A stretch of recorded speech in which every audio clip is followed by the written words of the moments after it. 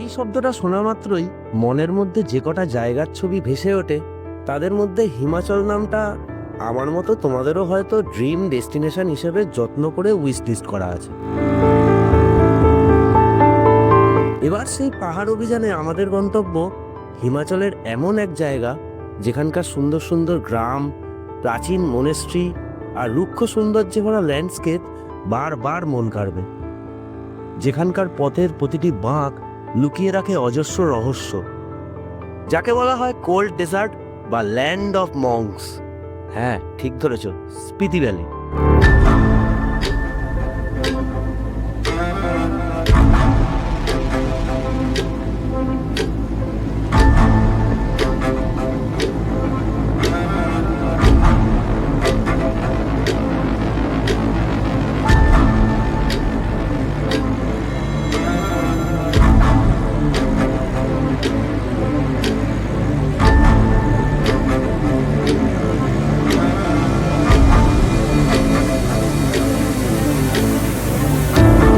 এবারের এই সিরিজটা হতে চলেছে অন্যরকম, কারণ 2.5 বছর ধরে সাজিয়ে রাখা স্পিতির প্ল্যানিংয়ের সুযোগ যেমন এবারে ধরা দিয়েছে, তেমনি 1 বছর অপেক্ষার পর চলেছি আবার পাহাড়ে, তাও 15 দিনের লম্বা সফরে।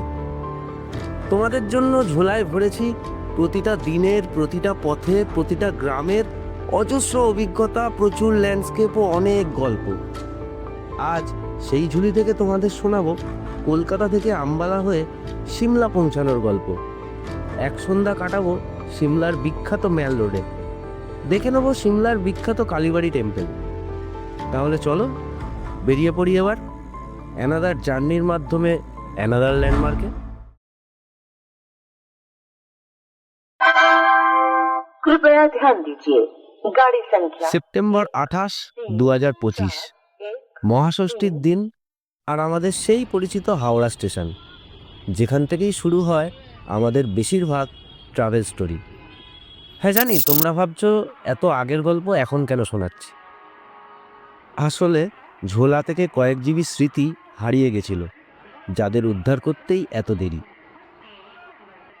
যেহেতু পুজোর সময়, তাই টিকিটের বড্ড মারামারি।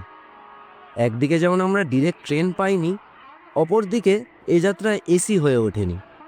আমাদের সিট স্লিপার ক্লাসে S2-তে।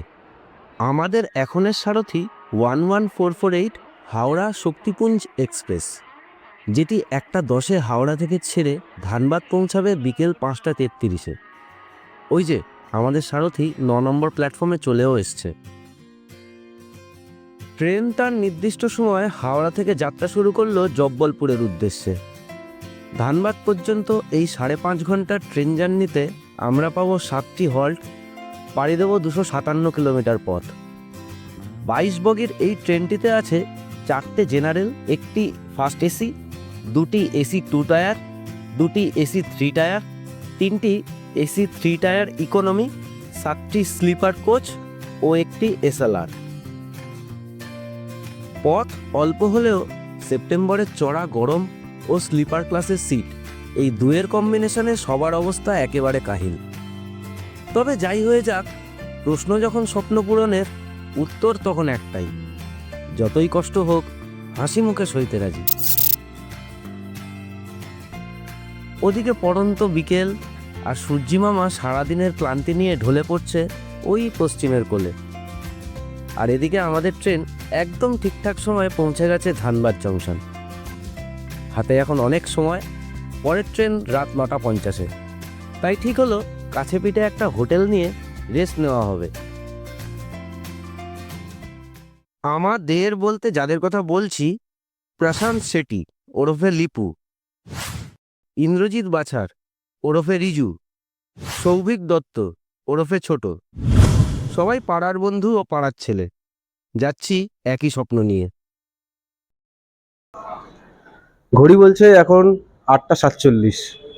আমাদের হোটেল নিয়ে ফ্রেশ হওয়া কমপ্লিট, আর ট্রেন আমাদের 9:50। এখন যাব স্টেশনের দিকে।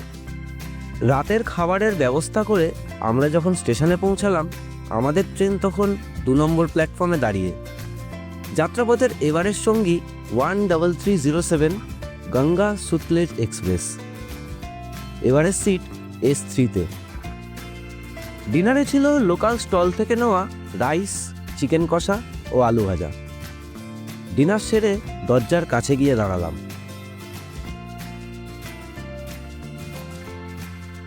ট্রেন ছুটে চলেছে তার আপন গতিতে। বাইরে অন্ধকারের বুক চিরে মাঝে মাঝে উকি দিচ্ছে আলোর ছটা, আর ভিতরে নেমে আসছে এক শান্ত নিস্তব্ধতা। আমাদের পথ চলা এখনো অনেক বাকি, তাই বাকি কথা না হয় সকালের জন্যই থাক বরং।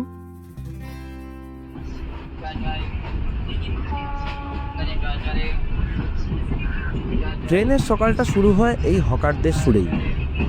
রাতটা কেটে গেছে ট্রেনের দুলুনিতে। কেউ ঘুমিয়েছে গভীর, কেউ আধো জাগা আধো ঘুমে। আমি অনেকটাই কষ্টে সৃষ্টে। সারা রাতে পেরিয়েছি অনেকটা পথ, পার করেছি কাশি, বেনারসের মতো বড় বড় জংশন। এখনো অনেকটা বাকি। ঝটপট ফ্রেশ হয়ে সেরে নিলাম চা ব্রেকফাস্ট, আর কিছুক্ষণেই ঢুকবো অযোধ্যা ধাম জংশন।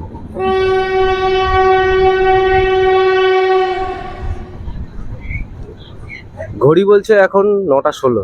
সকালবেলা একটা চা আর সঙ্গে করে আনা মুড়ি চানাচুর দিয়ে ব্রেকফাস্ট সেরে এখন শুধু অপেক্ষা ডেস্টিনেশনে পৌঁছানোর।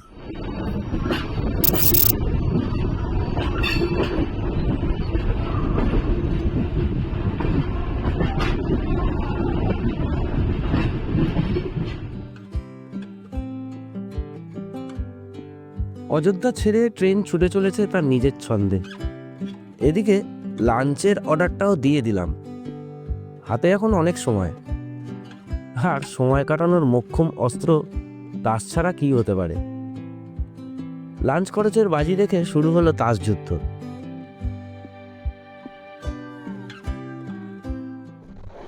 কালকে সন্ধ্যাবেলা যখন জার্নি স্টার্ট করেছিলাম তখন ওয়েদারটা খুব সুন্দর ছিল, মানে স্লিপার বলে মনে হচ্ছিল না। রাতেও এত হাওয়া ছিল যে ঠান্ডা লাগছিল জানলা বন্ধ করে দেওয়ার পরেও। আজকে সকালটা একটা সুন্দর স্নিগ্ধ রোদ দিয়ে শুরু হয়েছিল, জার্নিটাও ভালো লাগছিল। কিন্তু যত বেলা বাড়ছে তত যেন বেড়ে যাচ্ছে অস্বস্তি গরমের জন্য। এইটা এখন চলবে বিকেল অব্দি, এটা তো কাটাতেই হবে, কিছু করার নেই। সন্ধ্যাবেলাটা আবার আগের মতন হয়ে যাবে। আর আজকের এই সারাদিনটা থেকে, সারা রাতটা থেকে কালকে ভোরবেলা 4:30-এর মধ্যে আমাদের পৌঁছানোর কথা, যদি ট্রেন লেট না করে। দেখা যাক এবার কি হয়। আমাদের জার্নি কাল ভোরে শেষ হলেও ট্রেনটি তার গন্তব্যে পৌঁছাবে কাল সকাল 9:55-তে। ধানবাদ থেকে ফিরোজপুর পর্যন্ত এই 1602 কিলোমিটার যাত্রাপথে ট্রেনটি নেয় 72টা হল্ট।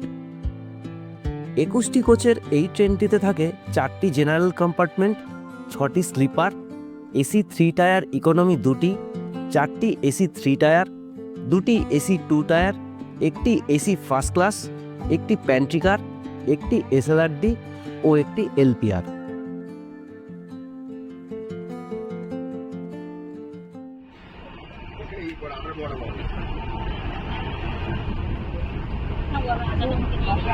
দুঃখের বিষয় খাওয়া দাওয়াটা হচ্ছে ভেজ।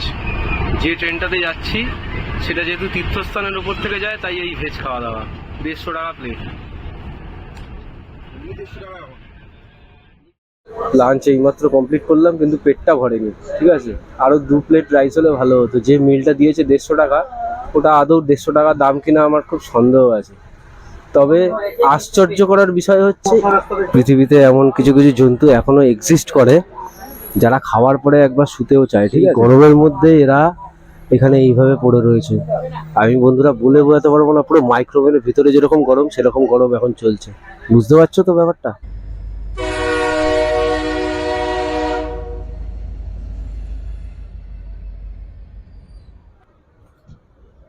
বাইরের রোদটা দেখেছো বন্ধুরা? অবস্থা বিশাল খারাপ হয়ে যাচ্ছে।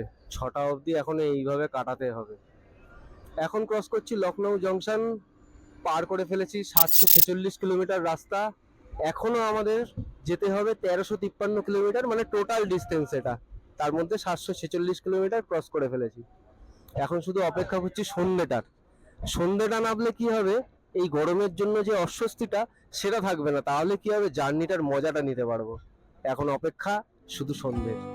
গরমের অস্বস্তিটা যতই থাকুক না কেন, ভাত খাওয়ার পর জাঁকিয়ে আসা ঘুমটা যেন আমাকেও কাবু করল। যখন ঘুম ভাঙল, ট্রেন তখন কোনো এক স্টেশনে বিশ্রামরত, আর সেখানে চলছে বাঁদরের বাঁদরামি।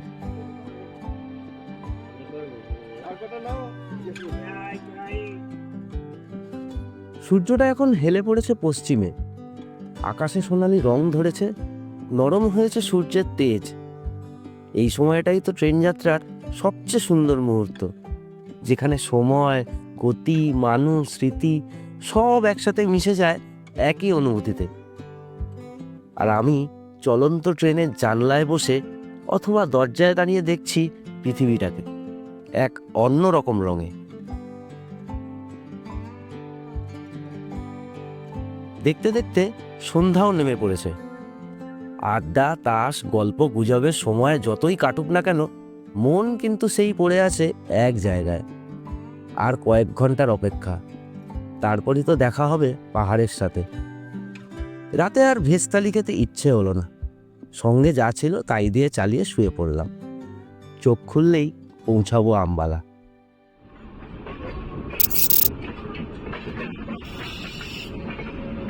ঘড়ি বলছে ভোর 4:22। আমাদের ট্রেন ঢুকছে আম্বালা জাংশন।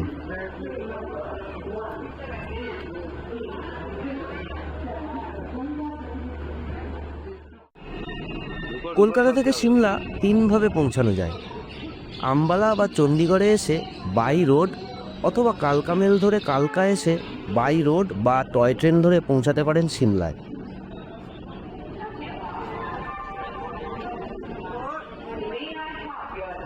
আমরা এখান থেকে বাই রোডে রওনা হব সিমলার উদ্দেশ্যে।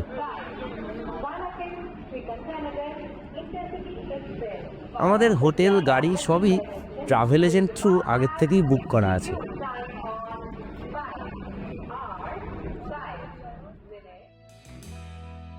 এই প্রথমবার আমরা গ্রুপ ট্যুর করছি। জার্নিতে আমরা 4 বন্ধু ছাড়া আরও 36 জন আছে। পথ চলতে তাদের সাথেও আলাপ হবে নিশ্চয়ই।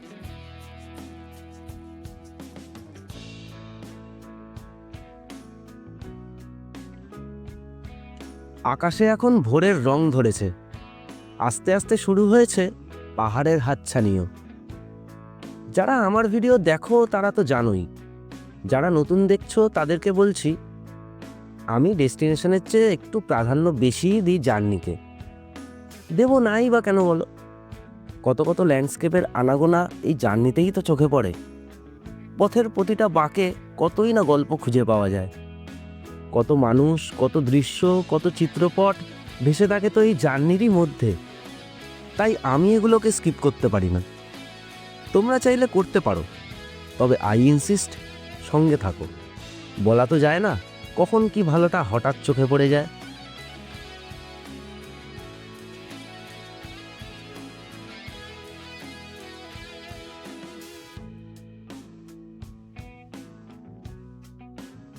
দেখেছো কেন বলছিলাম? জানলার বাইরে চোখ রাখতে রাখতে এরকম দৃশ্য চোখে পড়বে কল্পনাই করিনি। আমি এত পাহাড় ঘুরেছি, তবু এরম দৃশ্য বিশ্বাস করো আজ প্রথমবার দেখছি। মেঘে ঢাকা ওই উপত্যকাটা দেখো, মনে হচ্ছে যেন পৃথিবীর কোনো অংশ নয়, এ যেন রূপকথার কোনো এক দেশ। কিংবা মেঘগুলো দিয়ে স্বর্গ আর মর্ত্যের মাঝখানে যেন এক নীরব সীমানা টানা হয়েছে। সূর্যের আলো মেঘের উপর পড়াতে মনে হচ্ছে যেন দেবালোকের দরজাটাই খুলল বলে। এই দৃশ্যের সামনে দাঁড়িয়ে তোমরা নিজেকে কি মনে করবে? পথিক নাকি কোনো অচেনা স্বপ্নের অতিথি? ইতিমধ্যে পাহাড়ের বাঁক ঘুরে এসে পৌঁছেছি সেই মেঘেদের মধ্যে। জানলা দিয়ে আসা ফুরফুরে হাওয়ার সাথে বাড়ছে ঠান্ডার আমেজও। জানান দিচ্ছে আমরা হিমাচলের সীমানা পার করে ফেলেছি।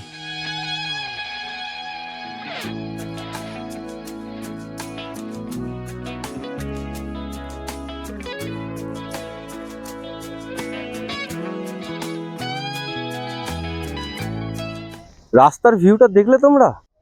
এখন ঘড়িতে বাজছে 8:30, আর আমরা একটা মার্কেটে দাঁড়িয়েছি। এখানে শুধু আপেল সাপ্লাই করা হয়, শুধু গাড়িকে গাড়ি আপেল। ওই পিছনে দেখতে পাচ্ছ গাড়িকে গাড়ি আপেল। আর হিমাচলের আপেল শুনেছি নাকি খুব ভালো হয়। তো এখানে একটু দাঁড়িয়েছি টি ব্রেক নেওয়ার জন্য, এরপরে চলে যাব আমরা সিমলার হোটেলে। এটা বেসিক্যালি একটা হোলসেল মার্কেট। ডিস্ট্রিবিউশনের সাথে সাথে ট্যুরিস্টদের জন্য বক্স হিসেবেও বিক্রি করা হয়। আমরা একটু প্রাইস রেটটা আইডিয়া করে নিয়ে ব্রেকফাস্ট করে রওনা হলাম। এদিকে পথের ধকলে সকলে ক্লান্ত হয়ে ঘুমিয়ে পড়েছে। আমিও ক্লান্ত, তবে আমি ঘুমালে গল্পটা তোমাদের শোনাবে কে বলো? আর তাছাড়া তোমরা তো জানো, জার্নি আমায় ঘুমোতে দেয় না।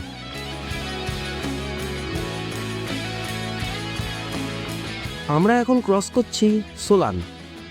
এখনো 46 কিলোমিটার পথ পাড়ি দিয়ে পৌঁছাতে হবে গন্তব্যে।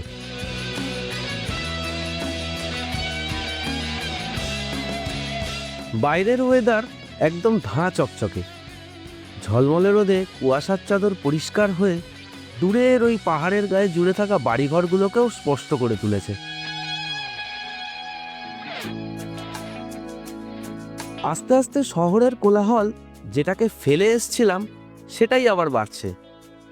সাথে ওই উঁচু উঁচু গাছের সারি আর ওই দূরের ইমারতের সারি জানান দিচ্ছে আমরা পৌঁছেছি সিমলা বাগে। আমরা উঠেছি সিমলা থেকে আরও 4 কিলোমিটার এগিয়ে সানঝাউলিতে। নেক্সট দিনের জার্নি যাতে সুবিধার হয়, তাই সিমলা থেকে পরবর্তী গন্তব্যের দিকে যাওয়ার পথে হোটেল নেওয়া।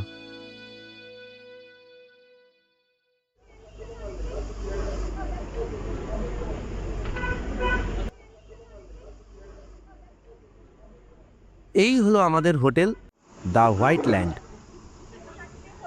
পুরো হোটেলটাই আমাদের গ্রুপের 40 জনের জন্যই বুক করা। এসো দেখি আমাদের কপালে কোন রুমটা জুটলো।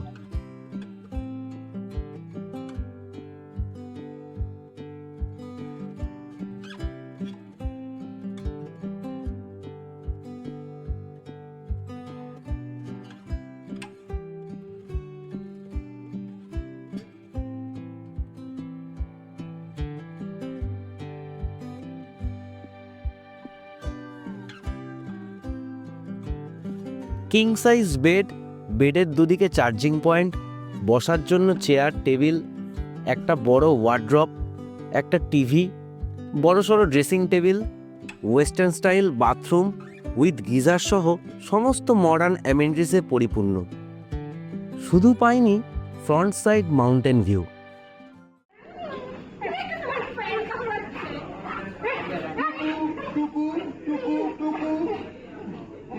শান্ত শান্ত চুপ একদম।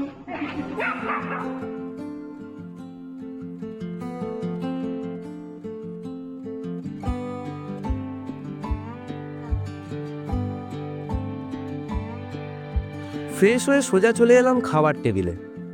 আমাদের প্যাকেজ ট্যুরে কলকাতা থেকে কলকাতা ফুডিং লজিং সহ ওভারঅল প্রোভাইড করছে চলো ঘুরে বেড়াই ট্রাভেলস। ওনাদেরই আজকে বাঙালি মেনু দিয়ে দুপুরের ভুরিভোজ যেন শরীরকে চাঙ্গা করে দিল। এবার যাব সেই বিখ্যাত ম্যাল রোডে।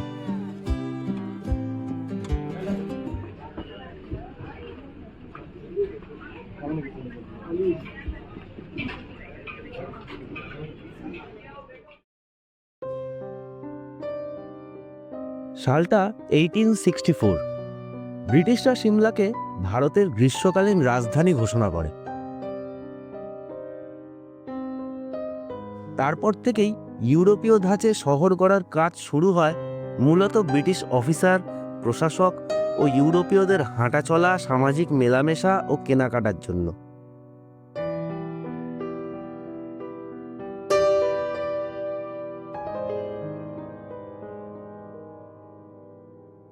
তখন এ রাস্তায় শুধুমাত্র ইউরোপীয়দেরই প্রবেশাধিকার ছিল,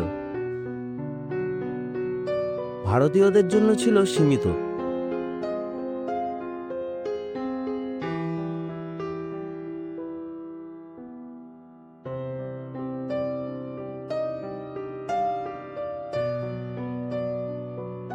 এখানেই ছিল তাদের ক্লাব, থিয়েটার, চার্চ, ক্যাফে ও দোকান, যার কিছু আজও বর্তমান।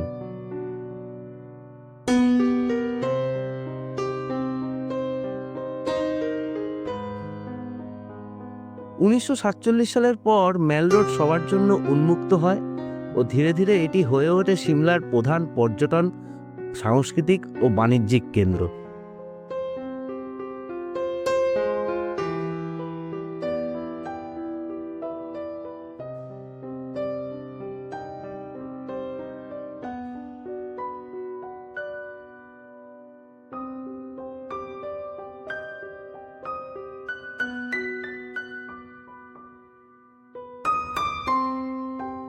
সময় বদলেছে, শাসন বদলেছে। ম্যাল রোড দেখেছে অনেক গোপন বৈঠক, শাসনের অহংকার, পাহাড়ি বাতাসে ভেসে থাকা ক্ষমতার গন্ধ আর যুগ পরিবর্তনের ইতিহাস, যার সাক্ষী হয়ে আজও দাঁড়িয়ে আছে।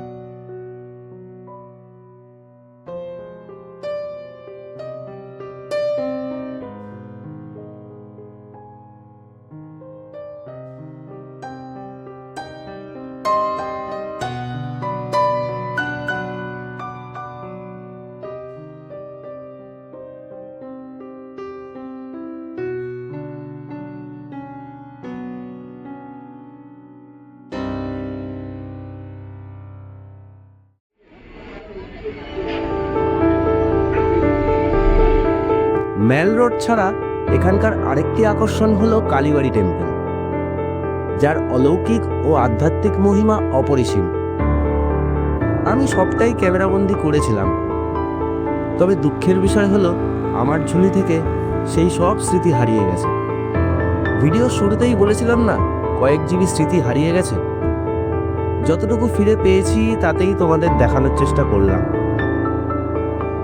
যাই হোক, সন্ধ্যেটা এখানে কাটিয়ে এবার রুমে ফেরা, ডিনার করা কাজ। নেক্সট এপিসোডে শোনাবো সারাহানের গল্প, নিয়ে যাব তোমাদের ভীমাকালী টেম্পেলে।